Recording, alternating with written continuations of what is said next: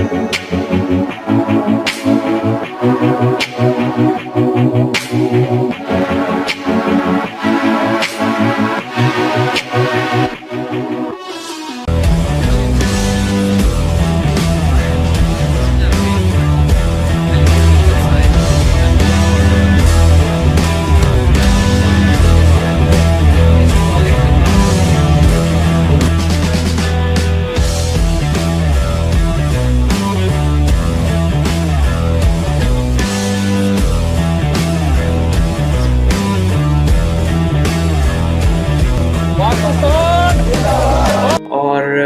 आज हम लोग के पास गेस्ट हैं mister Nishad Khalid Minhas, having an experience of about 16 years in the field of finance and also in the technology. So today we are going to discuss the topic that's Pakistani startups in the fintech. I would like to introduce Mr. Nishad that he is currently the Chief Product Officer at the Congo and the former EVP Executive Vice President of the Silk Bank. So I would like to request Mr. Khalid Nishad to share his journey of the last 16 years that all he had passed. So please, you're welcome to share your journey. Then we will carry. Assalamualaikum. Thank you for the invitation, Farhan and Khurram. Looking forward for our jamming session. मेरी तो मैं खुरम को बताया था रात हो गई है, थोड़ा डाउनर आया हुआ है, बट आई थिंक खुरम मुझे थोड़ा पंप अप कर देंगे. I just had a sip of coffee. So yeah you are right, it's been 16 and a half years इन बैंकिंग और काफ़ी बड़ी जंप मैंने मारी बैंकिंग से टेक्नोलॉजी की फील्ड में आ गया. बिकॉज पिछले 3 साल से काफ़ी ये जदोजहद चल रही थी कि फिनटेक और डिजिटल बैंकिंग के अंदर पाकिस्तान में कुछ करना है, कुछ सीखना है. So you know bankers will be bankers and banks will be banks. तो फुल टेक्नोलॉजी के अंदर ये कैसे डेवलपमेंट हो सकती है, उसके फीलर के लिए कुछ अपने एम्बिशन को पूरा करने के लिए फ्यूचर प्लान के लिए कॉम्बिनेशन किया है. Fintech 16 years of financial experience and now technology. So this is fintech. Yeah. That's great. Mr. Khurram, I would like to request you to share your introduction. Ma'am Salma is also with us now. Kindly share your introduction and then we will carry on. Okay, thanks for having me, Farhan. Basically, introduction. I come from infrastructure background, IT. तकरीबन सारी जिंदगी मेरा ख्याल है उर्दू में करते हैं क्योंकि ज़्यादातर ऑडियंस जो है वो उर्दू में ही है. तो It's fine. अच्छा, तो उसके अंदर जो ज़्यादातर इंफ्रास्ट्रक्चर का बैकग्राउंड रहा. फिर एंटरप्रेन्योरशिप वैसे ही खून में शामिल थी. पता नहीं होता था कि एंटरप्रेन्योरशिप है क्या, लेकिन ये कि करते थे, उसको प्रैक्टिस करते थे. बहुत ही 18 साल का था मैं, तो पहला वेंचर था, मैंने शुरू किया. तो वहाँ से जर्नी शुरू हुई. उसके बाद एक के बाद एक बिजनेस करते चले गए. फिर बहुत ही क्या कहते हैं कुछ स्टडी भी चलती रही साथ साथ.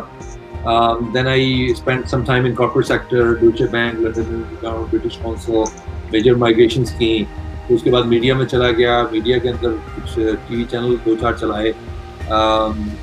फिर उसके बाद एंटरप्रेन्योरशिप को फुल टाइम क्या कहते हैं चलता रहा बैकग्राउंड में. तो कंपनी चल रही थी, लेकिन ये कि फिर जो गिविंग बैक वाला एलिमेंट आ गया जिंदगी के अंदर के have to do something for Pakistan. So what would be that. और फिर उसके अंदर फिर ये हुआ कि यार क्या चीज़ है जो पाकिस्तान को तब्दील कर सकती है. तो फिर जंप स्टार्ट बॉर्न हो गया और फिर अब पिछले 6 साल से जंप स्टार्ट है. That's a great. आज हम लोगों के पास इतने सीनियर होस्ट साइड से इतने सीनियर लोग हैं that Mr. Nishad will have a lot of questions from their side. Now Ma'am Salma, she is the Pakistan's top freelancer and I think it's better कि मैडम खुद अपने आप को introduce करवाएं because top freelancer, that's a great word from my side. Ma'am, please.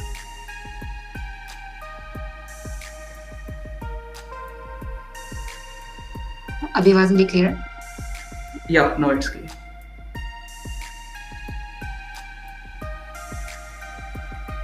में और फिर बाद में मुझे ट्रेनिंग का पैशन हुआ 2013 में और मैंने प्रॉपरली 2017 में PITB को ज्वाइन कर लिया एज ट्रेनर. और 2019 में मुझे बेस्ट फीमेल फ्रीलांसर का अवार्ड मिला पाकिस्तान में. सो फार ये छोटी मोटी अचीवमेंट्स हैं, लेकिन जो जब मैं खुर्रम भाई से मिली 2018 में, तो तब से जो है ना मैं थोड़ा-सा डिफरेंट हो गई। अब जो मेरी पहले वो फ्रीलांसिंग वाली जो चीज़ें थी ना, वो थोड़ी-सी हट के अभी जो है, अभी ये होता है कि इस टाइम खुर्रम भाई बोल होते हैं, उनका विज़न होता है, मैं उसको फॉलो कर रही होती हूँ। राइट नाउ यहाँ पे मैं आप लोगों के साथ क्या करूँगी कि आपके जो मेनली होस्ट्स होंगे वो खुर्रम भाई और फरहान ही होंगे। मैं एक्चुअली आप लोगों के साथ एज़ ऑर्गेनाइज़र होंगी कि इस इवेंट को, इस सेशन को प्रमोट करूँ और जो हमारी टारगेट ऑडियंस है वो यहाँ पे टाइमली पहुँच सके, क्योंकि ये फाइनटेक में ज़्यादा जो नॉलेज है वो आप लोगों का ही है। माशाल्लाह से आप लोग सीनियर हैं और इसमें स्टार्टअप्स के भी बारे में भी आप ज़्यादा अच्छा बोल सकोगे। मैं इतना अच्छा बोल नहीं सकूँगी, स्पेशली फ्रीलांसिंग फील्ड से और ट्रेनिंग फील्ड से होकर। सो कंटिन्यू कीजिए आप लोग। Thank you. Thanks a lot, ma'am, that you had also joined us. Sir, first of all हम लोग फोकस करते हैं टॉपिक की तरफ। टॉपिक में हम लोग के पास इसको दो पार्ट्स में I think it's better to divide this thing, Pakistani startups and second is the fintech. Fintech is not well known in our region. Pakistan में जिस तरह हम लोगों के पास इतनी डेवलपमेंट अभी नहीं है, we are third world country, तो fintech is a latest concept. First of all, I would like to request Mr. Nishad to share that what the purely fintech is, or how it is helpful for the development of any nation, any country, any state. Okay. So can you hear me? Right? Yeah. Okay. So fintech, it's not like कोई बहुत नया word नहीं है। इसका थोड़ा hype create हो गया after सब प्राइम मॉर्गेज क्राइसिस, और इसको फिनटेक के बारे में हम बात करना स्टार्ट हो गए। अदरवाइज बैंकिंग के अंदर टेक्नोलॉजी तो बहुत पुरानी है। तो सबसे पहले ही टेक्नोलॉजी एडवांसमेंट या टेक्नोलॉजी इनोवेशन हुई थी, दैट्स अरमा, वो वर्ल्ड वॉर 2 के बाद हुई थी, पहली इलेक्ट्रॉनिक रिकॉर्डिंग मशीन। उसके बाद ये चलता रहा सिलसिला, और I think in my books जो ट्रू इनोवेशन है बैंकिंग के अंदर वो ATM ही है, ऑटो टेलर मशीन। ब्रांचेस होती थी, ब्रांचेस के बाद ATM हो गया। .com के ज़माने में www.bank की website.com, जितनी भी हमारी स्टेटमेंट्स हैं वो वेब पे डाल दी गई। बैंकिंग वहाँ पर तो नहीं होती थी, लेकिन इंफॉर्मेशन मिलती। जब मोबाइल आया तो वो जो ईमेल थी या जो वेब ब्राउज़र था वो मोबाइल के ऊपर चला गया। सो ये इटरेशन होती रही पास्ट में। मेरा नहीं ख्याल ये कि इनोवेशन है। अब आफ्टर फोर्थ इंडस्ट्रियल रेवोल्यूशन इतनी चेंजेस आ रही हैं कि ट्रू इनोवेशन अब देखने को मिल रही है। फिर जब 2008 में सब प्राइम मॉर्गेज क्राइसिस हुआ तो बहुत सारी बातों पे ये सोचा गया कि कैसे एल्गोज बनाए जाएं कि फेलियर दोबारा ना हो। तो कुछ बैंकर्स और कुछ टेक्नोलॉजी के लोग आपस में मिले, फ्लो चार्ट्स बने और फिनटेक का जन्म हुआ, और यहाँ से बढ़ते बढ़ते बात यहाँ तक पहुँच गई। ये कुछ आसान अल्फाज में पाकिस्तान की एक रिपोर्ट है कि 2025 तक, वर्ल्ड बैंक की रिपोर्ट, पाकिस्तान की फिनटेक इंडस्ट्री शायद $36 बिलियन तक का पोटेंशियल रखती है, और दुनिया में अरबों डॉलर का पोटेंशियल। बहुत सारी टेक्नोलॉजी कंपनीज फिनटेक्स बनना चाहती हैं, उनको हम लोग टेक फिन्स कहते हैं। ये ज़रूरी नहीं है कि आप फिनटेक ही हो, ऐसी कंपनी जो कि टेक्नोलॉजी कंपनी है और वो फाइनेंशियल सॉल्यूशंस का पैशन रखते हैं, सॉल्व करना चाहते हैं, बैंक्स को असिस्ट करना चाहते हैं, या अपना सेपरेट बैंक बनाना चाहते हैं, या कोई डिस्ट्रप्शन करते हैं, वो टेक फिन्स और फिनटेक्स ही होते हैं। So in a nutshell, if you understand what I said. That's great that all those technological जितनी भी हम लोगों के पास चेंजेस आ रही हैं in the field of finance that are purely related to the fintech. Now come to the second part, that's about the Pakistani startups. What do you think that how these startups can help this field, or this field can help the Pakistani startups? Purely these two are different concepts. कि fintech हम लोगों को कैसे grow कर सकते हैं हमारे startups को, या हम लोग सेकंड पार्ट ये है कि हम लोगों के पास जो पाकिस्तानी स्टार्टअप्स हैं वो फिनटेक को कैसे आगे बूस्ट अप कर सकते हैं। ओके, सो पाकिस्तानी स्टार्टअप्स का आप लोगों को, खुर्रम को मुझसे ज़्यादा अच्छी तरह पता होगा बिकॉज इट्स हिज फील्ड। लेकिन जितना मैंने भी कुछ अरसे में रीड किया है कि बहुत सारे इंक्यूबेशन सेंटर्स खुल गए हैं, गवर्नमेंट ऑफ पाकिस्तान की तरफ से सपोर्ट है, यूनिवर्सिटीज़ के अंदर इंक्यूबेशन सेंटर और एक्सेलरेटर्स हैं। पाकिस्तान की 220 बिलियन पॉपुलेशन में ज़्यादातर पॉपुलेशन 60% प्लस मिलेनियल्स की है। इतनी जॉब मार्केट नहीं है जितना एंटरप्रेन्योरशिप फ्रोक कर रहा है। ये सारा का सारा इकोसिस्टम, इसके अंदर फिनटेक का बहुत बड़ा किरदार हो सकता है, बहुत बड़ा पाया है जो फिनटेक कवर कर सकता है। बिकॉज जितने भी लेगेसी बैंकिंग है, बैंकिंग के अंदर क्या होता है, फरहान के रूल्स एंड रेगुलेशन की वजह से कुछ साइलोज में लोग चले जाते हैं, जो गलत नहीं है। बिकॉज हम लोगों ने पैसे बचाने हैं कस्टमर से, we are custodian of people's money. तो जब हम अपना डाटा शेयर करते हैं टेक्नोलॉजी कंपनी के साथ, जिसको आजकल की दुनिया में API के थ्रू हम डाटा शेयर करते हैं, तो बहुत सारी रेजिस्टेंस हमें महसूस होती है। जितने भी पुराने बैंकर्स हैं, लेगेसी बैंकर्स हैं, मोस्टली CTOs होते हैं, CIOs होते हैं, वो अपनी API शेयर नहीं करते, वो अपने डाटा को शेयर नहीं करते। जब डाटा शेयर नहीं होता स्टार्टअप के साथ या टेक्नोलॉजी फर्म के साथ, तो न्यू प्रोडक्ट डेवलपमेंट नहीं होती। जब ये न्यू प्रोडक्ट डेवलपमेंट नहीं होती, तो इसके दरमियान में एक गैप आ जाता है। उसको कवर कैसे किया जाता है कि एक बैंक का डाटा एक सैंडबॉक्स एनवायरनमेंट में APIs के थ्रू नई टेक्नोलॉजी कंपनीज को या पुरानी टेक्नोलॉजी कंपनीज को इस तरह से दे दिया जाए कि जो प्रॉब्लम स्टेटमेंट है या यूज केस है, उसकी बुनियाद पे कोई प्रोडक्ट डेवलप हो। जैसे सेविंग की प्रोडक्ट है, जैसे लेंडिंग की प्रोडक्ट है, जैसे पेमेंट्स है। तो जो स्टार्टअप का इकोसिस्टम पाकिस्तान में बूस्ट हो रहा है, उसके अंदर आहिस्ता आहिस्ता फिनटेक्स आ रही है, क्योंकि फिनटेक्स को गाइड करने वाले subject matter expert readily available नहीं है। और जो सब्जेक्ट मैटर एक्सपर्ट्स बैंक्स में बैठे हुए, उनको मेरे ख्याल से खुद भी नहीं पता कि वो शायद सब्जेक्ट मैटर एक्सपर्ट हो सकते हैं आप जैसी टेक्नोलॉजी स्टार्टअप्स के लिए। जिन लोगों ने प्रोडक्ट डेवलपमेंट किए हैं, जिन्होंने फाइनेंस में काम किया है, जिन्होंने पेमेंट्स में, लेंडिंग में, मल्टीपल चीज़ों पे काम किया, चाहे वो कॉर्पोरेट बैंकिंग है, चाहे इन्वेस्टमेंट बैंकिंग है। इस तरह का कॉन्सेप्ट है कि एक सीनियर बैंकर, कॉर्पोरेट बैंकर एक टेक्नोलॉजी स्टूडेंट के साथ या एक डिसरप्टर के साथ बैठे और वो एक फ्लो चार्ट बनाए कि मैंने ये प्रोग्राम बनाना है, और वहाँ से काम स्टार्ट हो। क्योंकि बैंक तक इन तमाम स्टार्टअप्स की रसाई नहीं है, तो ना ही कोई ऐसा कोर्स है, इसलिए साइलोज क्रिएट हो गए। लेकिन पिछले 3 सालों में मैंने काफ़ी चेंज देखी है, और इस साल तो आई थिंक बहुत ज़्यादा जल्दी चेंज होगी। एग्जैक्टली। सो मेन जो हम लोग के पास और एक इशू आ रहा था, that is the gap between these 2 points. Now I would like to request mister Puram, sir, kindly ask your question regarding this topic or whatever the want to discuss. अच्छा, थैंक यू नशाद भाई, excellent यार, perfectly जो बात मैं आपसे करना चाह रहा था। एक और जो चीज़ मेरा ख्याल है हमें एक चीज़ देखने की है, वो ये कि वो सारी बातें सही हैं कि जो एक रेगुलेटरी एनवायरनमेंट है और स्टेट बैंक के जो इश्यूज हैं, वो सारे वो टाइम लगेगा थोड़ा सा ईज अप होने में, और ईज अप डूइंग बिजनेस के रिस्ट्रक्चरिंग के हवाले से जो चीज़ें हो रही हैं। SECP के अंदर काफ़ी इशू जो चीज़ें हैं वो ईज अप हुई हैं कंपनी फॉर्मेशन के हवाले से। मैं एक जो चीज़ खास तौर पे आपसे डिस्कस करना चाहता था, वो ये कि अब रीसेट बटन प्रेस हो गया है, और ये इससे हमें या तो फ़ायदा उठाना है या हमें इससे बहुत बड़ा नुकसान होने जा रहा है। तो इस सारी सिनेरियो के अंदर हम कहाँ पे अपने आप को प्लेस करें? मिसाल के तौर पर जो अभी सबसे बड़ी जो एक्चुअल में आपको एक एज है, आपको वो किसी भी एक इमर्जिंग मार्केट के लिए एज है। आपकी जो डेवलप्ड वर्ल्ड है उसके कुछ सिस्टम्स थे, they had the big ships, huge organisations, huge corporations, उसमें से कुछ फ्लैट हो जाएंगी, बैंकरप्ट हो जाएंगी, कुछ चलती रहेंगी, कुछ थोड़ा सा सर्वाइव करेंगी। लेकिन there is a huge opportunity for the emerging markets because they can actually bring in all these products, new products. वो बेशक बैंकिंग सेक्टर में हो, वो बेशक आपकी मैन्युफैक्चरिंग में हो, बेशक वो आपकी क्या कहते हैं एग्रीकल्चर में हो।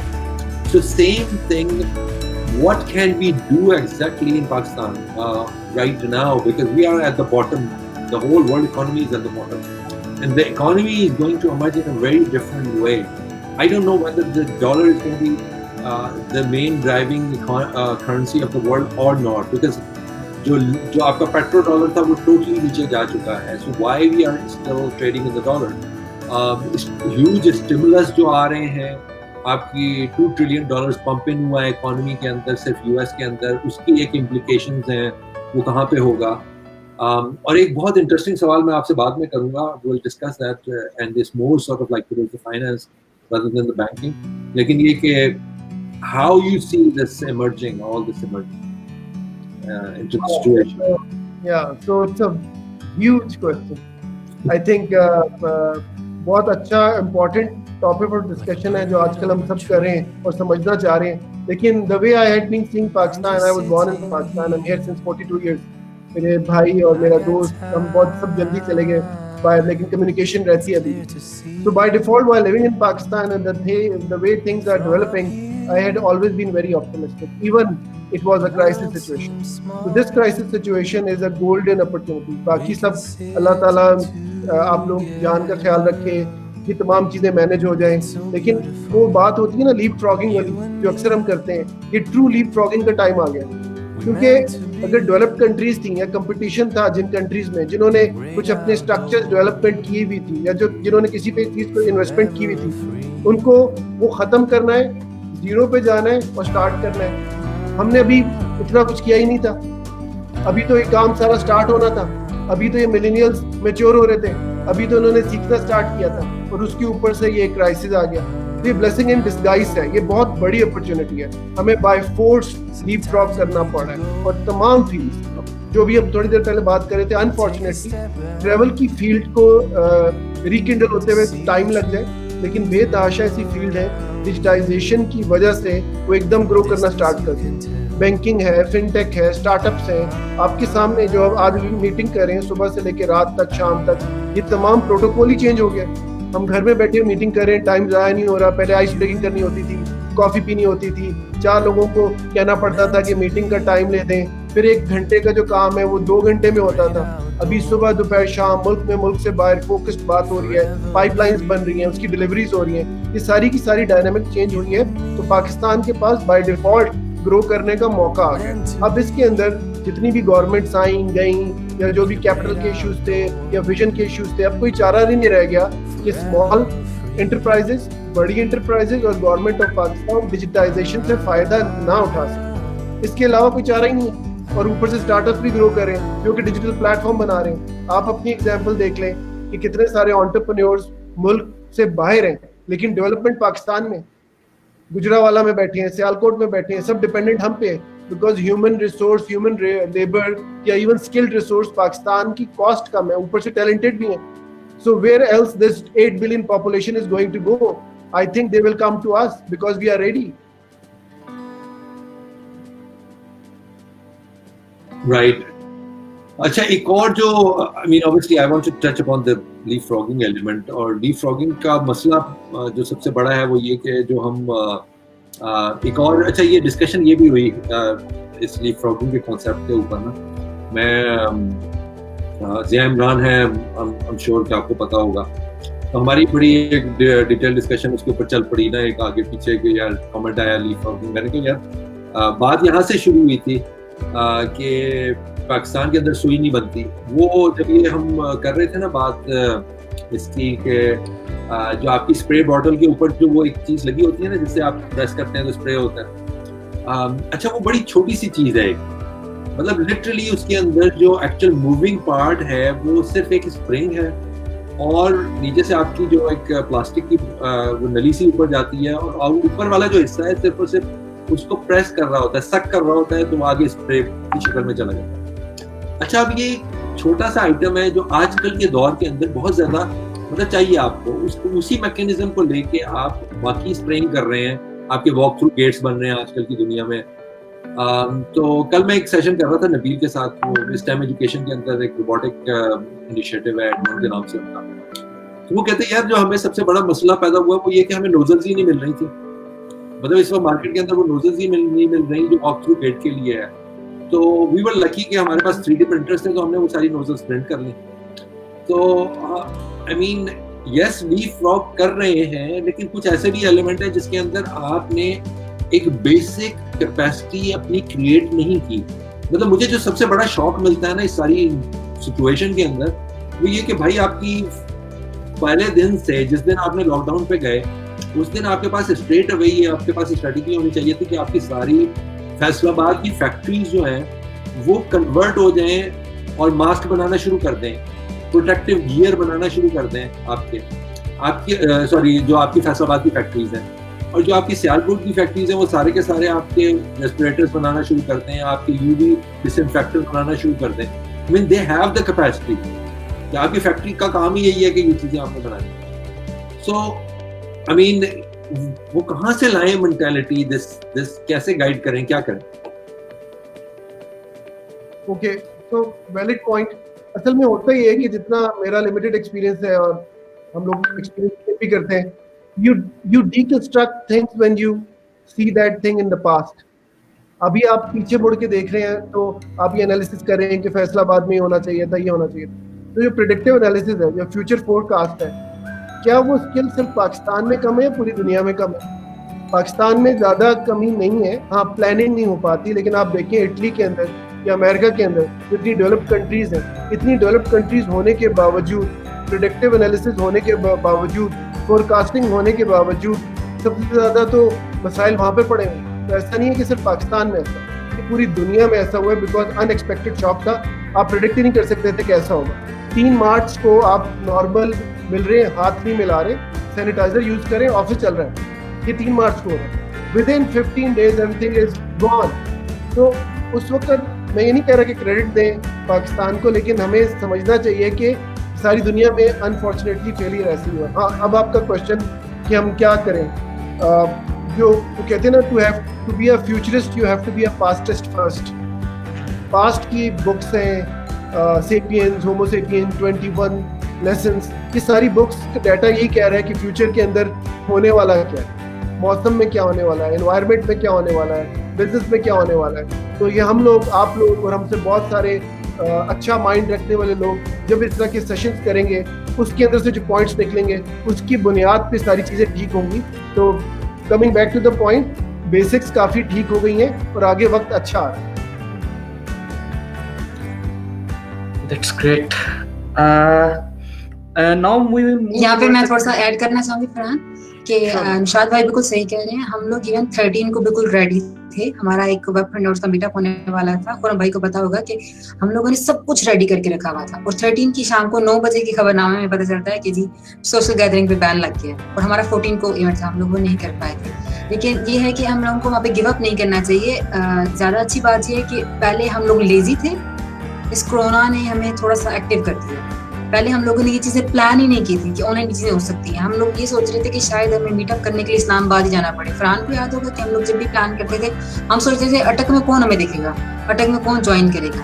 अब भी कोरोना ने हमें ये सिखाया है कि आप अटक क्या अपने घर से स्टार्ट करो, आपको सारे लोग ज्वाइन करेंगे। अभी लोगों ने ज्वाइन किया है माशाल्लाह से, लाइव देख रहे हैं लोगों ने। ओके, आप कंटिन्यू करिए। Thank you. That's an important point. वो थोड़ा सा स्लगिशनेस आ गई थी, तो सॉरी फरहान, मैं दोबारा वापस नहीं आऊंगा आपके जवाब पे। You Farhan. Okay. Now we will move forward.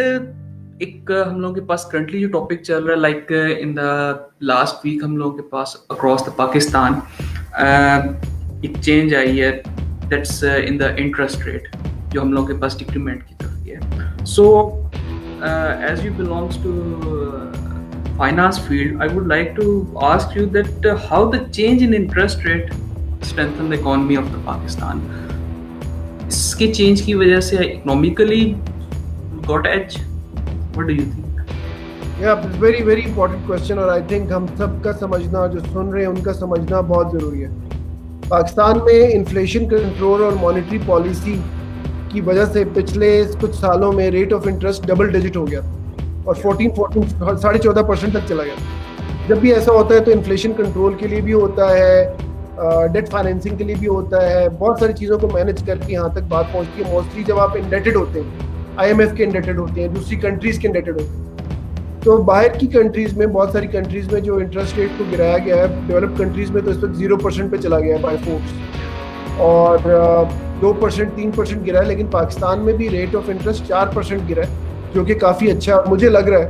The way things are going कि इंटरेस्ट रेट और पीछे आते हैं। अब जब इंटरेस्ट रेट पीछे आते हैं तो मल्टीपल सिनेरियोज हैं। सिनेरियो नंबर 1, आपकी एक इंडस्ट्री है, बड़ी इंडस्ट्री है या छोटी इंडस्ट्री है, और आपने बैंक से कर्जा लिया हुआ है ऑलरेडी, और आपने लिया हुआ है, और आपकी जो रेट ऑफ इंटरेस्ट है या जो आपकी किस्त है या जो आपकी इंस्टॉलमेंट है सैलरीज देने वाली, वर्किंग कैपिटल की, लीज की, वो 14% से एकदम 8% पे आ गई। तो आपका ईज ऑफ डूइंग बिजनेस हो गया, थोड़ा सा आपको तसल्ली वाली सुकून मिला, तो आपने अपना पैसा री इंजेक्ट किया, आपने अपने एम्प्लॉयज़ को निकाला नहीं, बिकॉज आपको सपोर्ट मिली है रेट ऑफ इंटरेस्ट कम होने की वजह से। दूसरी तरफ का सिनेरियो ये है कि अभी आपने कर्जा नहीं लिया था, आप एंटीसिपेट कर रहे थे कि डबल डिजिट इंटरेस्ट रेट होने की वजह से जो ROI है वो बहुत ज़्यादा होगा, जो IRR है वो बहुत ज़्यादा होगा और हमें बहुत महंगा पड़ेगा। लेकिन अब वो सिंगल डिजिट हो गया, और मैं बैंकिंग के एक्सपीरियंस में अपने कस्टमर्स को, दोस्तों को ये कहता था कि जब rate of interest single digit हो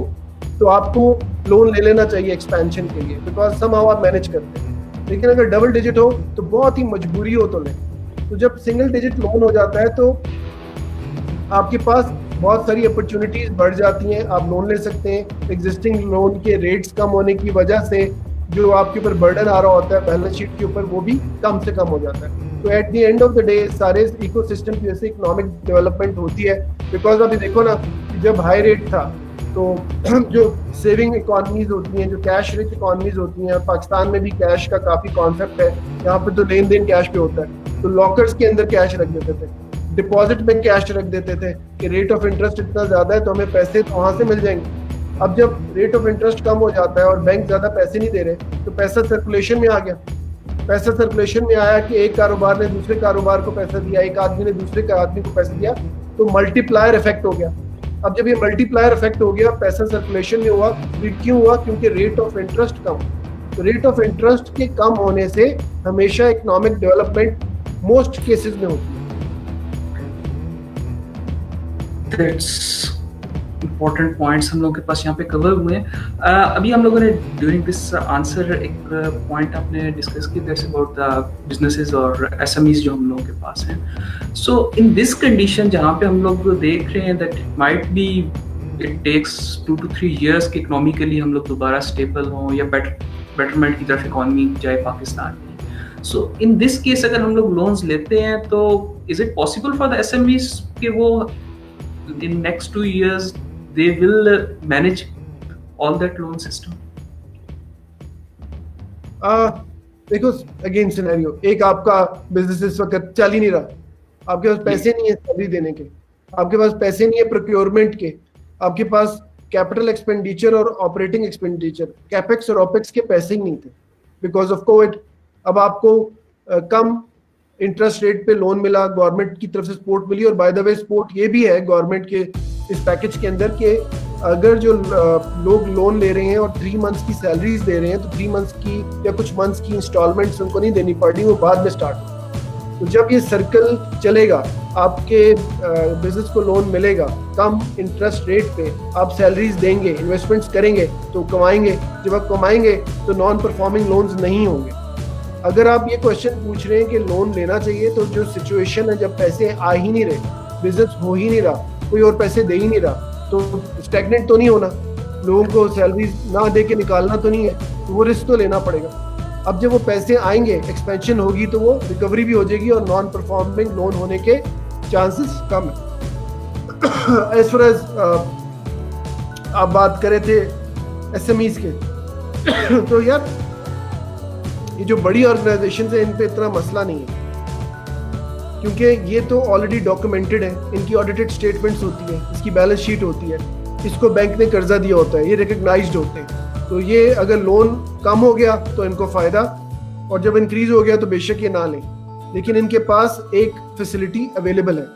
एसएमईज बहुत सारी ऐसी हैं पाकिस्तान में जिनकी ऑडिटेड स्टेटमेंट्स नहीं है, टैक्सेशन की वजह से उन्होंने अपने आप को प्रॉपर रजिस्टर नहीं कराया हुआ, बैंक से लोन नहीं लिया हुआ, कुछ इंटरेस्ट रेट इस्लामिक बैंकारी के हिसाब से भी वो सोच रहे होते हैं, तो उन्होंने लोन कैसे लेना है, उनको प्रॉपर गाइड करना पड़ेगा कि वो लोन लें, ऑडिटेड स्टेटमेंट्स बनाएं। फिर एसएमईज के नीचे बहुत ही ज़्यादा इंपॉर्टेंट चीज़ पाकिस्तान जैसी कंट्री के लिए एमएसएमईज है, micro small medium enterprises. I think correct me if I am wrong, hypothetically 6 million 7 million MSMEs होंगी। तो जो 6-7 मिलियन एमएसएमईज हैं, माइक्रो स्मॉल मीडियम एंटरप्राइजेस हैं, उनमें से 3 लाख ने किसी माइक्रो फाइनेंस या माइक्रो फाइनेंस से एक स्टेज ऊपर वाले बैंक से लोन लिया होगा, बाकियों ने तो लोन ही नहीं लिया हुआ। उसकी रीज़न क्या है? कुछ पढ़े लिखे नहीं है, कुछ की अवेयरनेस नहीं है, कुछ की डॉक्यूमेंटेशन नहीं है, कुछ को टैक्स के मसले हैं, कुछ को सूदी बैंकारी निज़ाम का मसला है। So what ever what not, उन्होंने अभी लोन लिया हुआ ही नहीं है। लेकिन अब क्योंकि इंटरेस्ट रेट कम हो रहे हैं, कहीं से पैसे मिल नहीं रहे, तो जो कंसल्टेंट्स हैं, टैक्स लॉयर्स हैं, या उनको गाइड करने वाले हैं, या गवर्नमेंट ऑफ पाकिस्तान उनको एजुकेट करने वाली है, तो आई थिंक इन तमाम एसएमईज और एमएसएमईज को अगर वो मुसीबत में है तो गवर्नमेंट का जो सब्सिडाइज्ड लोन है उसको लेके अपना पहिया चला लेना चाहिए।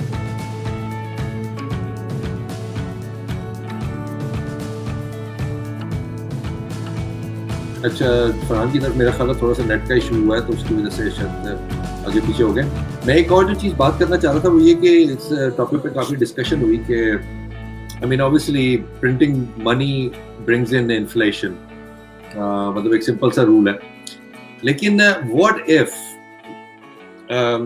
अच्छा उसके वो रूल कहाँ से आया है? वो रूल यहाँ से आया है कि obviously demand and supply की वजह से if you're gonna have like lot more currency notes in the market तो और supply जो है उसके मुताबिक नहीं है आपकी commodities की, तो automatically commodities की prices ऊपर चली जाएंगी, तो inflation आपकी बढ़ जाएगी. तो मतलब that's the generic rule we created. इस करंट सिनेरियो के अंदर थोड़ा सा out of the box thinking अगर हम करें इस पॉइंट के ऊपर, पर्टिकुलर पॉइंट के ऊपर, कि हर मुल्क अगर करेंसी प्रिंट करना शुरू कर दे और वो इकोनॉमिक एक्टिविटी क्योंकि हो नहीं रही, लोगों के पास तो पैसे वैसे ही नहीं है जो जिन्होंने एक्चुअल में खर्च करने हैं, तो अगर हम जो ये स्टिमुलस पैकेजेस आ रहे हैं और हर कंट्री वो स्टिमुलस पैकेजेस लॉन्च करे, ना कि सिर्फ यूएस और यूरोप कर रहे हैं इस वक्त, तो हम भी क्यों ना 5,000 बिलियन क्या कहते हैं निकालें बाहर, प्रिंट करें पाकिस्तान के अंदर और दे दें लोगों को और कहें ये लो भाई खर्च करो जो इसको. तो इन्फ्लेशन को तो फिर भी इफेक्ट नहीं आना, क्योंकि आपकी एक्चुअल में उन लोगों के पास, जिन लोगों को आप दे रहे हैं उनके पास तो पैसे नहीं, तो वो असल में कमोडिटीज की प्राइसेस को ऊपर लेके जाएगी या नहीं लेके जाएगी. बड़ा टेक्निकल और ओपन क्वेश्चन है. आई थिंक जितना भी प्रिंट करें, क्योंकि पैकिंग हुई हुई है डॉलर के साथ. जापान की इकॉनमी तो है नहीं हमारी. जापान की इकॉनमी को डिवैल्यूएशन से कोई फर्क नहीं पड़ता, बिकॉज उनका जो कॉस्ट ऑफ डूइंग बिजनेस है, जो इंपोर्ट एक्सपोर्ट है, वो डिपेंडेंट है कि इलेक्ट्रिसिटी कॉस्ट कम है, डिमांड ज़्यादा है, लॉन्ग टर्म प्लानिंग के साथ. अनफॉर्चुनेटली ये पाकिस्तान में ऐसा होता है कि डिवैल्यूएशन की वजह से एक्सपोर्ट्स बढ़ रही हैं या इम्पोर्ट्स के ऊपर कोई इफेक्ट आ रहा है. तो अगर उसका शॉर्टकट हम लोग प्रिंटिंग ऑफ करेंसी के ऊपर आ जाते हैं तो उसका तो मेरा नहीं ख्याल कि कोई भी फ़ायदा होने वाला है. प्लस कोविड के बाद तो प्रिंटिंग ऑफ करेंसी तो सिन हो जाना चाहिए, वो तो डिजिटल के ऊपर जा रहा है सारा का सारा. लेकिन ये जो IMF वाला है ना, जो भी हम पहले बात कर रहे थे, इसमें आपका आंसर शायद मिले, क्योंकि मैं भी उसी तरह से ब्रेनस्टॉर्म कर रहा हूँ जिससे आप सोच रहे हैं. IMF ने कहा कि हमने 2.5 ईयर्स का आपको एक सपोर्ट दिया है. तो हाइपोथेटिकली कोई $93 बिलियन का डेट है पाकिस्तान के. इसमें IMF भी है, डोनर कंट्रीज भी हैं, सऊदी अरब भी है, अमेरिका भी है, चाइना भी है, UAE भी है, और जो भी सारी, कोई $93 billion inclusive of interest payment में भी होंगे. तो अगर 2.5 साल तक हम ये पेमेंट नहीं करते तो इसका मतलब है हमें कोई $36 अरब की रिलीफ मिल गई है.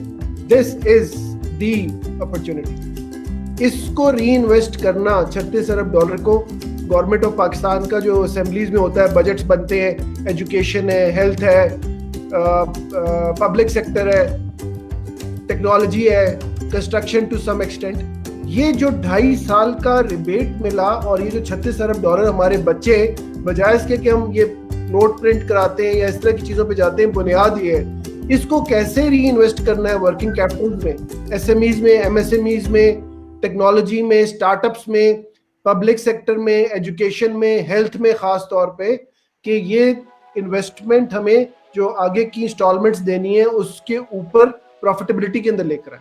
सो this is the biggest opportunity जो अभी हुई है हमारे साथ.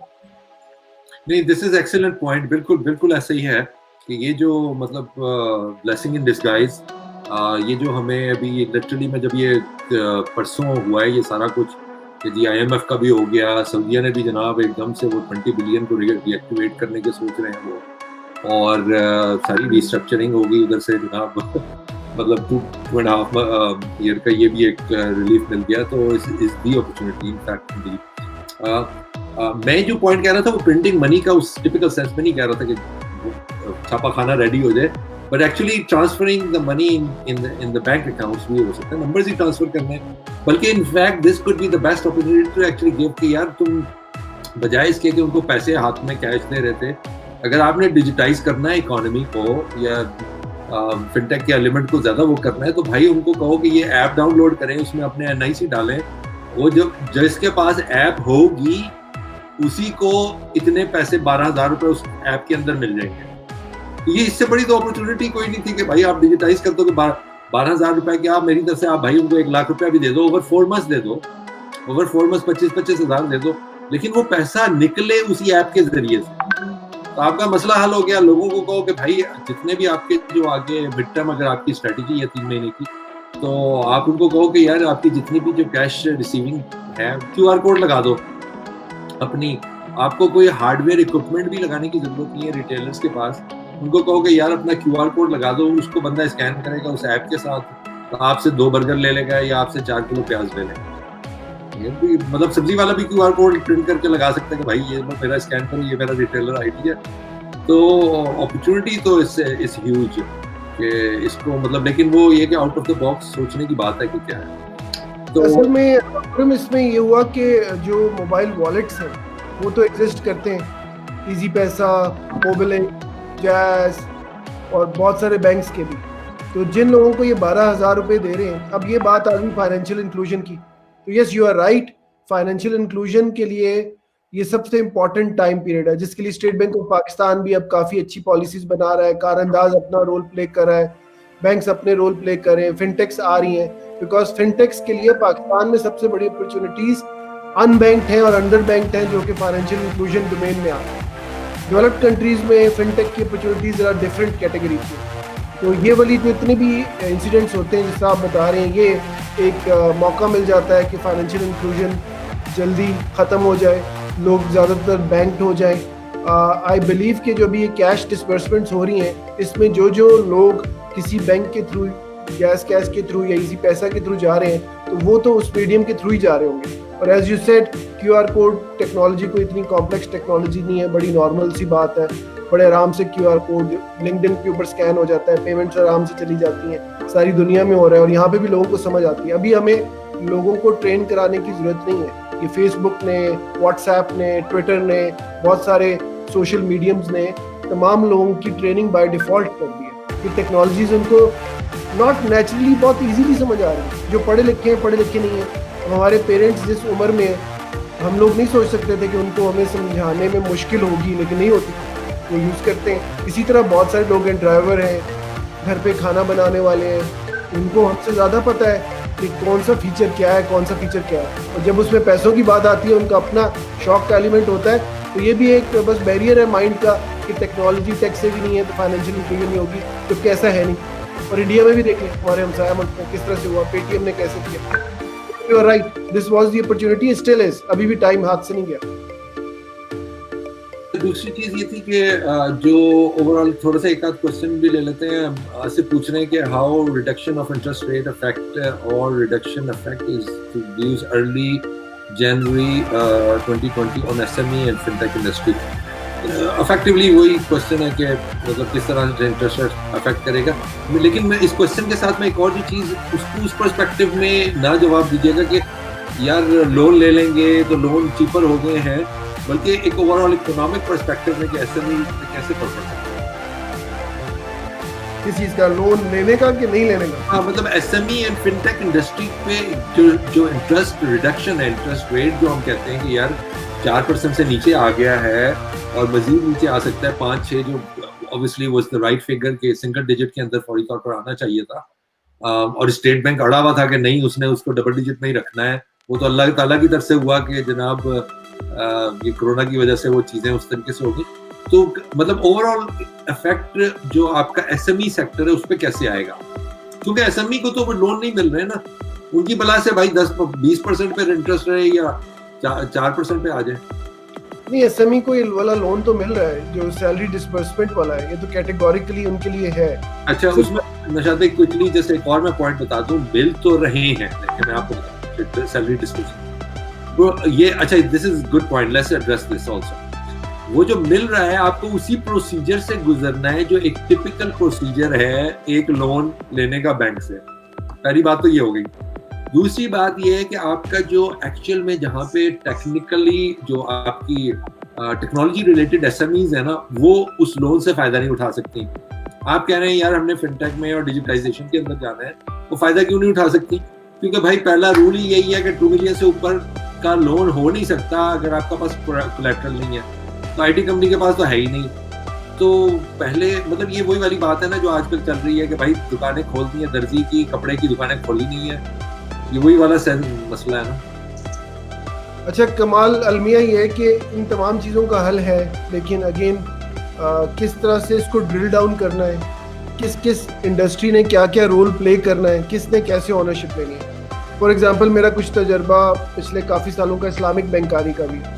इस्लामिक बैंकारी के अंदर जो मुदारबा, मुशारकात और मुराबाज हैं, वो ये कहते हैं कि जो SME सेक्टर है या कोई बिजनेस है, उसके अंदर आप लोन नहीं देते, उनके वर्किंग कैपिटल में बैंक के थ्रू इन्वेस्टमेंट करते हैं और उस शराकत दारी में प्रॉफिट एंड लॉस होता है। ये कॉन्सेप्ट बना हुआ है, ये है, बैंक्स उसको अडॉप्ट कर सकते हैं, किया हुआ है, रूल्स एंड रेगुलेशन हैं, स्टेट बैंक ऑफ पाकिस्तान की तरफ से भी है, रिलीजन में भी है, इम्प्लीमेंट भी हुआ हुआ है। लेकिन अब जो इस्लामिक बैंकर होगा या जो कमर्शियल बैंकर होगा वो इसमें नहीं जाएगा वर्किंग कैपिटल के अंदर, क्योंकि वो जो ड्यू डिलिजेंस करनी पड़ती है उस SME की, उस टेक्नोलॉजी फर्म की, जो इक्विटी पार्टिसिपेशन जैसा आजकल हम वेंचर कैपिटलिस्ट के अंदर कहते हैं, उसकी स्किल ही नहीं है, या उस तरह के लोग ही अवेलेबल नहीं है, या उस पर वो इतना इन्वेस्टमेंट नहीं करना चाहते टाइम की।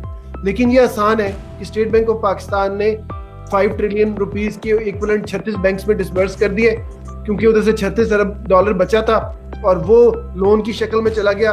जितना लोन डिसबर्स हुआ उतनी balance sheet of the bank improve हुई, balance sheet of the bank improve हुई, बैंक की रेटिंग इंप्रूव हुई, बैंक की रेटिंग इंप्रूव हुई तो CEO का बोनस आ गया, क्योंकि ये बीच में वो खा गए ना बात। तो yes, you are right. The point which I am trying to make Khurram भाई इज दिस, कि ये चीज़ें बनी हुई हैं, ये नहीं है कि बनानी है, लेकिन वो जो शॉर्टकट्स और लूप होल्स हैं एज एग्जीक्यूटिव लेवल्स, वो इस वक्त देखने चाहिए थे और देखने चाहिए कि हम लोग वो शराकत दारी वाले निज़ाम को रीइंस्टिगेट करें इस्लामिक बैंकिंग के। यार ये मुझे नहीं पता था आपका ये जो इस्लामिक बैंकिंग वाला एलिमेंट का, आई लिटरली डिडंट नो। इसके ऊपर पता क्या एक अलग सेशन होगा। I am actually talking to couple of more people who are actually done this whole structuring beginning from 90s and all that.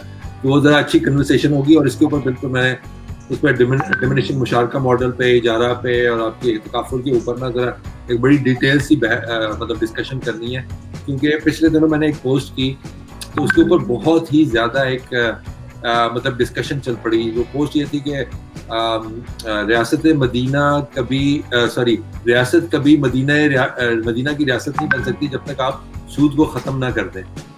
तो उसके ऊपर फिर वो पूरी डिस्कशन चल पड़ी कि एक्चुअल में क्या मॉडल्स हैं वगैरह वगैरह। तो इंशाल्लाह we'll have a detailed discussion and I think again this is again that leapfrogging concept के यार हम पूरी बैंकिंग इंडस्ट्री को एक टोटली रिवैम्प कर सकते हैं if we want to bring in that Islamic element of musharaka. So quickly if you could just इस सेशन के अंदर भी जो लोग सुन रहे हैं इस वक्त, अगर if you could just little bit tell the viewers about the musharaka model तो वो अंडरस्टैंड कर सकें कि किस तरह से ये फैसिलिटेट कर सकता है नॉन कोलैटरल उसमें। अच्छा, बड़ा सिंपल है। मुशारका मॉडल इज एग्जैक्टली जो स्टार्टअप्स के साथ हो रहा है। जो मोस्टली स्टार्टअप्स हैं वो मुशारका मॉडल को बड़ा इजीली समझ लेंगे, क्योंकि जब कोई कंपनी बनती है, टेक्नोलॉजी स्टार्टअप बनती है, पिच टेक्स बनते हैं, पिच टेक्स बनने के बाद आप अपना इन्वेस्टमेंट रेज करने जाते हैं, series A, series B, series C। तो आप अपनी जो प्राइवेट लिमिटेड कंपनी है, पार्टनरशिप है, 4 पार्टनर्स हैं, 2 पार्टनर्स हैं, वो अपनी डे 1 के ऊपर कुछ एक्विटी डाइल्यूट करते हैं, क्योंकि आपको उसके एवज पैसे मिल रहे होते हैं। अगर वो कोई पुरानी कंपनी है तो उस कंपनी की एवैल्यूएशन होती है, और एवैल्यूएशन अगर X अमाउंट है उस हिसाब से जो इन्वेस्टर आपको पैसे दे रहा होता है और आप अपनी एक्विटी डाइल्यूट करते हैं। तो शराकत दारी मुशारका यही है कि आपकी एक रेस्टोरेंट था, आपकी एक टेक्नोलॉजी ट्रैवल प्लेटफॉर्म था, आपकी कोई एजुकेशन टेक्नोलॉजी थी, आपका कोई स्कूल था, आपकी कोई भी बिजनेस था, उसकी कोई एक्स अमाउंट ऑफ वैल्यू है एज पर प्रोजेक्शंस, और वो आप बैंक के पास जाते हैं, इस्लामिक बैंक के पास, और इस्लामिक बैंक कहता है कि हम आपको लोन नहीं दे रहे, हम अपनी इन्वेस्टमेंट बैंकिंग से आपके कैपिटल जो वर्किंग कैपिटल है उसमें इन्वेस्टमेंट करके इतनी % एक्विटी बैंक के नाम पे ले रहे हैं। ये शराकत दारी मॉडल है, मुशारका है, ये होता है। और अभी राइट टाइम है स्टार्टअप्स के बाद। मैं जब बैंक में था और बड़ा ज़्यादा प्रीच करता था और अभी भी करता हूँ, और मेरा टेक्नोलॉजी में फुल जंप मारने का मकसद ही ये था कि within the bank you have a bankers hat, you are less aggressive, because आपके ऊपर एक रेगुलेटर का साया है और आप उसके साथ उसके हिसाब से चल रहे होते हैं। लेकिन जब आप बैंकिंग इंडस्ट्री में नहीं है और टेक्नोलॉजी में है, तो ये तमाम चीज़ें इकोसिस्टम को डेवलप करके प्रेशराइज करके सॉल्व की जा सकती है, दुनिया में भी ऐसा होता है। तो ये जो मुशारका वाला मॉडल है, ये इस वक्त पाकिस्तान के लिए इसलिए इम्पॉर्टेंट है क्योंकि पाकिस्तान में कौन है वेंचर कैपिटलिस्ट? यहाँ के जो हमारे स्टार्टअप्स हैं, ये तो सिलिकॉन वैली जा रहे हैं, ये सिंगापुर जा रहे हैं, ये ऑस्ट्रेलिया जा रहे हैं, ये कभी कहाँ जाके पिचेस दे रहे हैं। यहाँ पे जो इन्वेस्टर है वो तो मैं नाम नहीं ले सकता, वो प्रॉपर्टी वाले सारे, उनसे हमने लेनी है इन्वेस्टमेंट, उनको क्या पता टेक्नोलॉजी क्या है। उस वक्त बैंक्स का किरदार आता है। स्टैंडर्ड चार्टर्ड का मैं नाम ले लेता हूँ, मैं भी सिंगापुर में था फिनटेक फेस्टिवल में, वहाँ पे उन्होंने मुझे सिंगापुर स्टैंडर्ड चार्टर्ड ने अपने डिपार्टमेंट में बुलाया। उनका एक वीसी आर्म अलग है, तो हर बैंक का पाकिस्तान के अंदर वेंचर कैपिटलिस्ट आर्म अलग होना चाहिए, इन्वेस्टमेंट बैंकिंग अलग, वीसी अलग। वहाँ पे इस्लामिक बैंक्स का रोल आ जाता है कि वो शराकतदारी मॉडल बना के वीसी का हेड चढ़ा के अपने ऊपर इक्विटीज डाइल्यूट करके स्टार्टअप्स में इन्वेस्ट कर दें। फिर देखिए आप पाकिस्तान की स्टार्टअप्स को होता क्या, ये मोहताजी नहीं होगी कि बाहर जाके पैसे ले रहे हैं किसी XYZ से इक्विटी डाइल्यूट कर रहे हैं, वो अपना कोई रेशियो एनालिसिस लगा रहा है, उसको पाकिस्तान के डेमोग्राफिक्स का नहीं पता, मॉडल्स के नहीं पता, वो फिर फेलियर हो रहा है, फिर कह रहे हैं पाकिस्तान में यूनिकॉर्न नहीं बनते। So this is going to happen. अभी हम इतने दूर नहीं है बिकॉज ये गैप्स फिल होने शुरू हो गए। No, thank you. बिल्कुल, this is exactly what I need answer for. मतलब इसके ऊपर जरा डिटेल में भी डिस्कशन करेंगे और मतलब एटलीस्ट लोगों को अंदाजा होना शुरू हो कि एक्चुअल में क्या सॉल्यूशंस हैं। असल में दिमाग इतने बंद हैं कि मतलब सोचते ही नहीं है लोग, वो मतलब अजीब ही कोई डिस्कशन चल पड़ती है, इस्लामिक नॉन इस्लामिक ये वो, भाई सर सब हल मौजूद है। फिर हम वो क्राउड फंडिंग ले आते हैं कि यार अच्छा ये होनी चाहिए वगैरह वगैरह, उसकी रेगुलेटरी एनवायरनमेंट मौजूद नहीं है, फिर वगैरह वगैरह 3D प्रिंटर्स बैन कर दिए थे, मतलब अजीब ही वो एक खिचमिच बनी हुई है। एनीहाउ सलमा कुछ क्वेश्चन करना चाह रही है? Salma over to you. या मैं यहाँ पे थोड़ा सा ऐड भी करना चाहूंगी, हमारे जो फरहान होस्ट जो थे, ठीक है, उनके साथ थोड़ा सा टेक्निकल इशू आ गया है, यू नो ऑनलाइन का थोड़ा सा तो इशू होता ही है, तो वो गायब हो गए हैं। अभी हम कंटिन्यू करेंगे, मैं और खुरम भी आपके साथ करेंगे। यहाँ पे मेरा एक क्वेश्चन ये था कि जो हमारे स्टार्टअप्स हैं राइट नाउ, जो सिचुएशन चल रही है उसमें स्टार्टअप्स कैसे हेल्प कर सकते हैं इस फील्ड में? क्या चल रही है, कोविड के इशू की बात कर रही हैं आप? या अच्छा, आप डिजिटाइजेशन के हिसाब से बात करें, देखिए जितने स्टार्टअप्स हैं यही मदद कर रहे हैं। मदद क्या कर रहे हैं, मतलब इनके पास एक अपॉर्चुनिटी है, घर में खाना कहाँ से आ रहा है, फूड पैंडा से। आप और बहुत सारी चीज़ें किसकी इस्तेमाल कर रही हैं, जो रीसेंट स्टार्टअप्स थे जिन्होंने आपको असिस्ट किया है, लेगेसी सिस्टम ने तो असिस्ट किया। तो जब भी मुसीबत का टाइम आता है, सब प्राइम मॉर्गेज क्राइसिस के बाद फिनटेक्स, डिजिटल बैंकिंग इतनी बढ़ गई, ट्रिलियंस ऑफ डॉलर्स की इंडस्ट्री बन गई। अब कोविड के बाद जो इंडस्ट्रीज थोड़ी सी डाउनर हैं वो खाने पीने की और ट्रैवल की हैं, लेकिन ऑनलाइन ई कॉमर्स, फार्मास्यूटिकल और डिजिटल प्लेटफॉर्म्स का ज़माना है। अब क्या वो स्टार्टअप लीन थी, क्या वो स्टार्टअप टेक्नोलॉजी बेस्ड थी, क्या वो स्टार्टअप ई कॉमर्स से रिलेटेड थी, क्या वो स्टार्टअप फाइनेंशियल टेक्नोलॉजी से रिलेटेड थी, तो वो हेल्प भी कर रही हैं और ग्रो भी कर रही हैं। तो स्टार्टअप्स का टाइम इसी तरह से आता है, यही अपॉर्चुनिटी होती है जो देखनी होती है और उसके ऊपर जंप लगानी पड़ती है। तो अपॉर्चुनिटी है, हर एक के लिए है, और वो सब। अच्छा, कुछ ऐसे हैं जो स्टार्टअप्स नहीं है, पुरानी कंपनी है, लेकिन एक वो वर्ड यूज करते हैं, खुरम मुझसे ज़्यादा बेहतर समझा सकेंगे, उसे कहते हैं पिवट। तो वो जो पिवट करना होता है उसका टाइम आ जाता है। एयरबीएनबी के साथ क्या हुआ होगा, हाइपोथेटिकली स्पीकिंग, $1 अरब के रिसीवेबल्स थे उनके पूरी दुनिया के, $1 बिलियन के, क्योंकि वो तो एडवांस में कंज्यूमर पैसे दे देता है और फिर वो होस्ट को दे देते हैं जिनसे उन्होंने घर ले। तो अब जब उन्होंने बुकिंग्स कैंसिल करानी शुरू कर दी, जब बुकिंग कैंसिल करानी शुरू कर दी तो $1 अरब वापस करना पड़ा।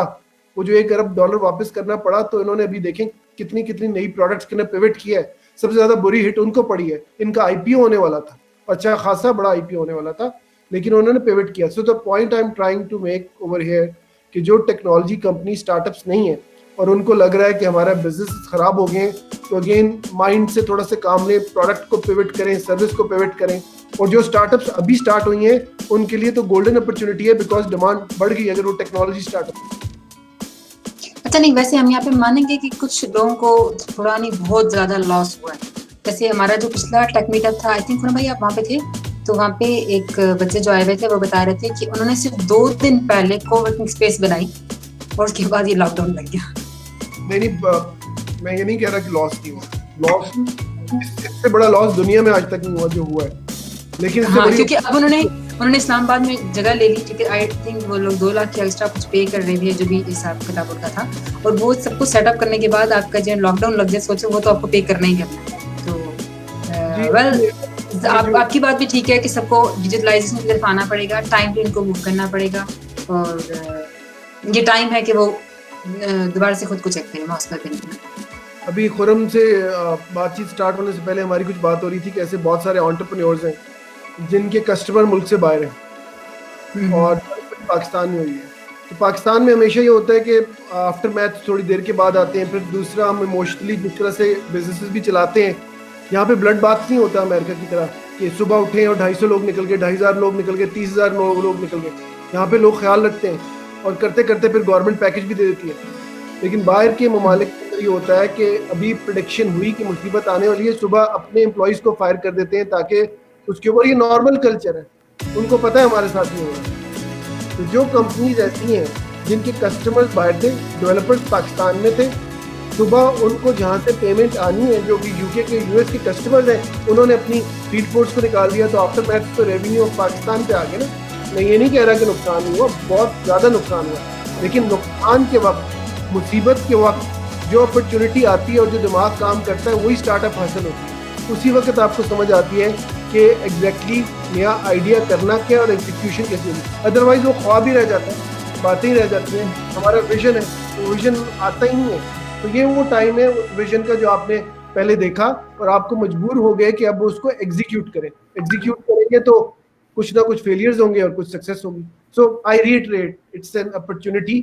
बाकी सब सेहत का हम ख्याल रखें, ये हमें जो देगी आने वाले वक्तों में फायदा पाकिस्तान में, वो आई थिंक अनप्रेसिडेंटेड होगा इंशाल्लाह। ऐसे सर एक क्वेश्चन हम लोग का रिगार्डिंग IMF, बिकॉज यार कंडीशन मैं फरहान एक क्विकली एक बात कर दूं, क्योंकि विशाल भाई ने की है उस हवाले से। वो ये है कि पिवटिंग के ऊपर, मैं असल में ये जब ये शुरू हुआ ना सारा कुछ सिलसिला, तकरीबन कोई 1 महीना हो गया, तो मैंने शुरू के दिनों में भी 1-2 सेशंस किए थे और वो सारा फोकस, मैं बल्कि उस वक्त बात नहीं कर रहा था, मैंने उस वक्त भी ये कहा कि नो मैटर व्हाट, बिजनेस को तो आप छोड़ ही दो, आप SMEs को, स्टार्टअप को छोड़ दो, आप अपनी पर्सनल जिंदगी को ले लो, उसमें भी आपने पिवट करना है। कोई ऐसा इस वक्त दुनिया के अंदर कोई बंदा नहीं है जिसने पिवट नहीं करना। तो पहले तो ये कॉन्सेप्चुअली जहन में हमें ये बात क्लियर करनी चाहिए कि भाई आपको पिवट करना है। अब आ जाते हैं, जब आपने ये एस्टेब्लिश कर दिया कि करना है, तो फिर आपने क्या करना है। वो बेशक आपका बिजनेस है, आप हेल्थ केयर में थे और इस वक्त सर्ज पे चला गया, तो भी आपको पिवट करना है। वजह यह है कि आपका इंफ्रास्ट्रक्चर उसको हैंडल नहीं कर सकता, तो आपको पिवट करना है। आपने हर जगह पे छोटे छोटे लेवल्स के ऊपर पिवट करना है। एक और जो चीज़ है ना, जैसे आप कह रही थी, सलमा कह रही थी कि कोवर्किंग स्पेस को, यार एक चीज़ जो हमें समझनी है ना, वो ये कि आपकी एक प्रोडक्ट लाइन थी, आपकी कुछ मखसूस अंदाज की सर्विसेज थी। आप जब पिवट करोगे ना, तो आप टोटली ब्लैक एंड व्हाइट भी हो सकता है, आप 180 डिग्रीज पे चले जाओ। आप आज अगर आप सैनिटाइजेशन या आपकी केमिस्ट की दुकान थी और उसके अंदर फर्ज करो, सॉरी, आपकी कोई दर्जी की दुकान थी और वो नहीं चल रही, तो सब्जी की दुकान लगा लो, टोटली एक कंट्रास्ट में चले जाओ। लेकिन इस वक्त के लिए चलो, क्या कहते हैं, ये जो अगले 3 महीने, उसमें कहीं से जहां से भी पैसे क्रिएट कर सकते हो वो करो। हमारी जो एक और जो सबसे बड़ी बेवकूफ़ी हम ये कर रहे हैं ना कि यार अगर मैं IT कंपनी हूँ और मैं अगर फर्ज करो, IT कंपनी तो बहुत अच्छी प्लेसमेंट है कि यार हम इस वक्त अपना काम कर सकते हैं, हमारा काम नहीं रुक रहा। लेकिन अगर फर्ज करो रेवेन्यू ड्रॉप होते हैं बिकॉज ऑफ कि यार जो हमारे क्लाइंट्स थे वही नहीं काम कर पा रहे थे, तो हमें क्या करना है?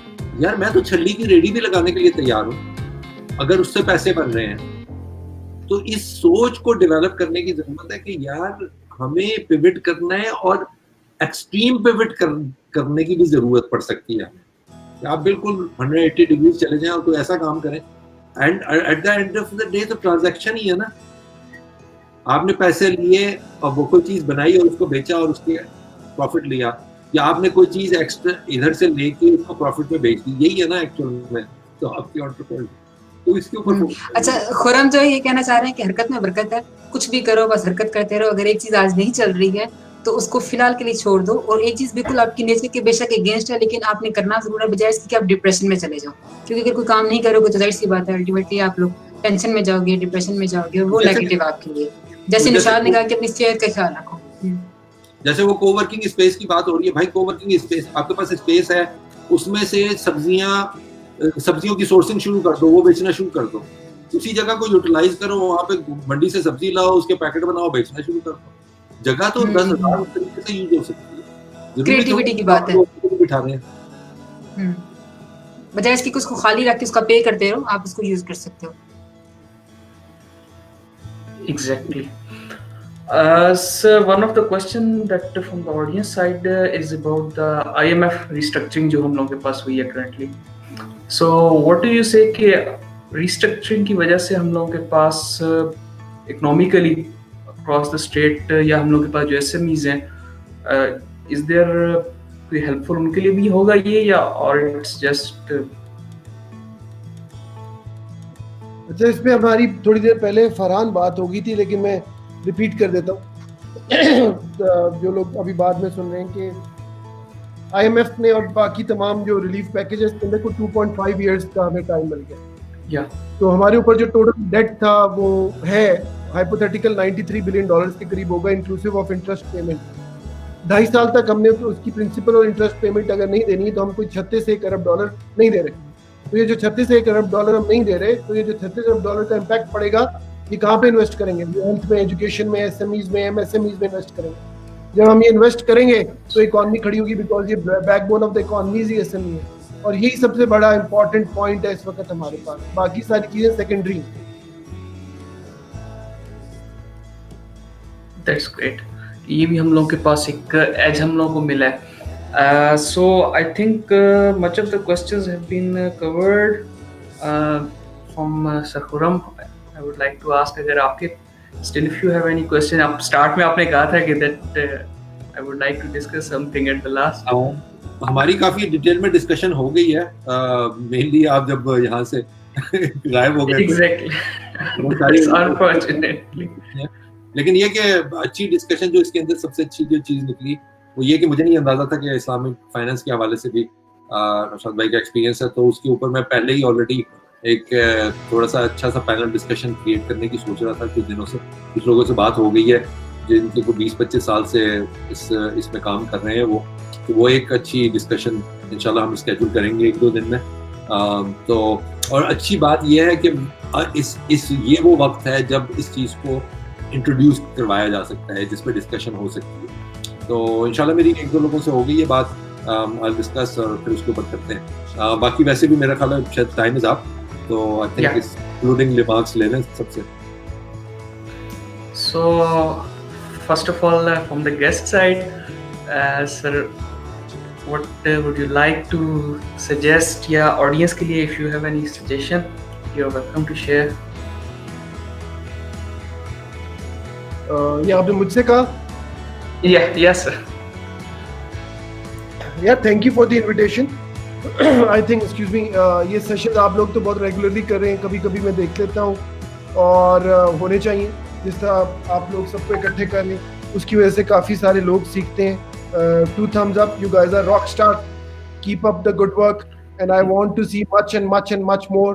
I think ये लाइव जा रहा है, इसकी रिकॉर्डिंग भी होनी चाहिए, इसके कोई ब्लॉग्स या पॉडकास्टिंग भी होनी चाहिए, इसके ब्लॉग्स या इसके आर्टिकल का कोलैटरल भी होना चाहिए। बिकॉज अभी जो हमने बातें की और ये जो सारी बातें हवा में चली जाती हैं, इनको अगर लिख लिया जाए, ये ड्रिल डाउन कर लिया जाए, तो जो सीखने वाले हैं सीख जाते हैं। मैंने पिछले 3 सालों में इस तरह से सीखा है और पिछले 16 सालों में कुछ भी नहीं सीखा था। तो इसको कोई डॉक्यूमेंट करें, तो ये मेरी एक सजेशन। दूसरा, जो तो देखने वाले हैं, जो भी कोई मैसेजेस आ रहे हैं, बीच में किसी ने फ्रीलांसर के हवाले से क्वेश्चन किया है कि अभी भी पैसे बहुत कटते हैं, तो फ्रीलांसर खुद यहाँ पे बैठी हैं, उनके पास भी जवाब होगा। मैंने तो फ्रीलांसर्स के हिसाब से ये अपॉर्चुनिटी सबसे बड़ी है। पेरोल के ऊपर पाकिस्तान के फ्रीलांसर का 3-4 अरब डॉलर पड़ा होगा, जिसके ऊपर से पैसे आते हैं, कटते हैं, उनके ऊपर ATM कार्ड आते हैं, मास्टर कार्ड के कार्ड आते हैं। ये कैसे ठीक होगा? ये फिनटेक ही ठीक करेगा। यही अपॉर्चुनिटी है फिनटेक के पास। नॉन रेजिडेंट जो है रेमिटेंसेस भेजने वाले, ये हो जाएगा। You will see a lot of things happening due to fintech. Yeah. Freelancers तो खुश होना चाहिए, एक उन्हीं का तो बिजनेस बचा है, बाकी सारे तो डूब रहे। Exactly. Sir Khurram, from your side. मेरी तरफ से बस यही है कि बहुत अच्छी डिस्कशन रही माशाल्लाह, और इंशाल्लाह will do it lot more. दूसरे हवाले से ये है कि ये जो जितने भी सेशंस हैं, ये इंशाल्लाह ये अभी आगे मैं आपको चाहूंगी कि आप थोड़ा सा इन्वेस्टमेंट के बारे में लोगों को बता दें। जी मैं बता रहा हूँ। तो ये जितने भी सेशंस हैं, ये वैसे भी रेगुलरली भी हम करते रहे, मैं तो बहुत ज़्यादा करता रहा हूँ और भी लोग कर रहे हैं। लेकिन ये कि मकसद इनका ये है कि अल्टीमेटली हम क्या अचीव कर सकते हैं, तो प्रैक्टिकल स्टेप्स लेने की ज़रूरत है। और उसमें प्रैक्टिकल स्टेप सबसे बड़ा जो हम मिड अप्रैल के अंदर एक इन्वेस्ट इन पाकिस्तान कॉन्फ्रेंस करने जा रहे थे, वो सारी सिचुएशन की वजह से फिजिकली पॉसिबल नहीं हुई, और अब उसको इंशाल्लाह जून में कर रहे हैं। तो उसका अल्टीमेटली मकसद ये था कि हम किस तरीके से बाहर जो लोग मौजूद हैं, जो पाकिस्तानी डायस्पोरा है, इवन और फॉरेनर्स भी हैं, उनको कैसे पाकिस्तान के साथ कनेक्ट करें और किस तरीके से अपॉर्चुनिटीज दिखाएं कि यार यहाँ पे उनको एंगेज होना है। तो वो हमने लिफ्ट में उसका ओवरऑल किया। बहुत ज़्यादा तकरीबन तो 150 के करीब बाहर से लोग आए और फिर लोकली एक बज़ क्रिएट हुई। लेकिन ये कि उसके अंदर जो ज़्यादा फोकस था वो ये था कि बहुत ज़्यादा एक मूवमेंट का अंदाज था, बहुत ज़्यादा लोग, एक हसल बसल, उसके अंदर बहुत ज़्यादा कंटेंट और सारा कुछ हो। अब इसका मकसद ये था कि वो सारी जो हम क्रिएट, जो मोमेंटम क्रिएट हुआ, उसको हम किस तरीके से एक्चुअल रियल डीलिंग्स के अंदर कन्वर्ट कर सकते हैं, रियल इन्वेस्टमेंट्स के अंदर कन्वर्ट कर। वो हुई भी हैं, बहुत ज़्यादा हुई हैं, बहुत सी एग्जांपल्स हैं, उनको हम शेयर करते रहते हैं अक्सर। लेकिन ये कि इसके अंदर तो सिर्फ और सिर्फ डील फ्लो के ऊपर फोकस करेंगे, या डील फ्लो कैसे होना है और बाहर से हम किस तरीके से फैसिलिटेट कर सकते हैं लोकल स्टार्टअप्स को और एसएमईज को। तो ये था पूरा इसका इनिशिएटिव इन्वेस्ट इन पाकिस्तान का। वो अभी और या आपने वर्टिकल्स का बताना था कि हमारे कौन से मेनली वर्टिकल्स हैं इस कॉन्फ्रेंस में जिनको हम एंगेज करने वाले हैं। हाँ, तो वो हम इंशाल्लाह इसके अंदर करने जा रहे हैं, और फिर उसके अंदर जो अब ये सारे सेशन उसका हिस्सा है, और आहिस्ता आहिस्ता ये फिर चल के तकरीबन कोई 4 दिन की वो कॉन्फ्रेंस है कंटिन्यूसली, तकरीबन 8 से 10 घंटे की प्रोग्रामिंग एवरी डे है, और उसमें तकरीबन 200 के करीब ग्लोबल स्पीकर जो हैं वो इंशाल्लाह will be participating in it.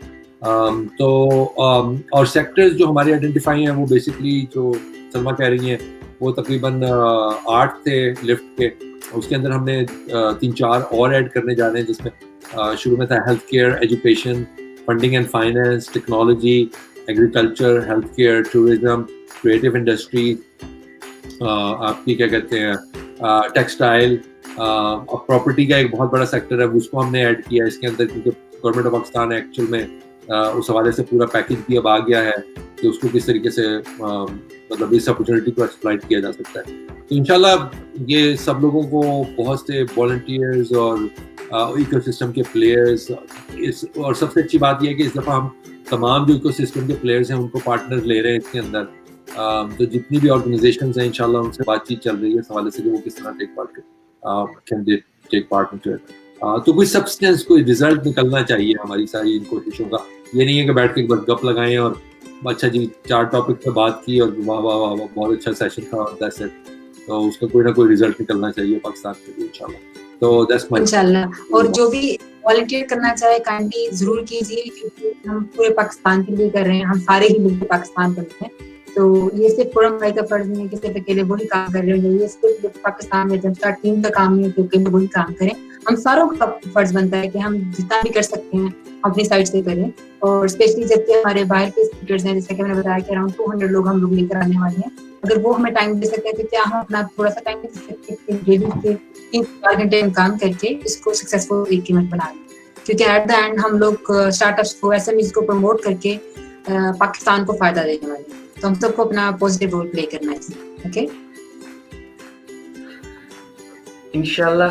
And I would like to add कि सर नौशाद ने जिस तरह हम लोग सर ऐड किया था अबाउट द डॉक्यूमेंट, और ये सारा हम लोगों को इसको गैदर करना चाहिए। So we are working on that one, और अभी तक जो हम लोगों के पास सेशंस हुए हैं उनको हम लोगों ने क्लिप किया है, डिवाइड किया है according to questioning and answering, and इंशाल्लाह वी विल सोशल मीडिया पे भी हम लोग उसको प्रमोट करेंगे, फॉरवर्ड करेंगे। I would like to once again thank you all कि आप लोगों ने टाइम दिया है, that's more than 1 hour, and inshallah in the next sessions in the Invest In, I would like to see you all once again, and thanks a lot. Allah Hafiz. Allah Hafiz. Thank you. Allah Hafiz. Jazakallah. Thank you.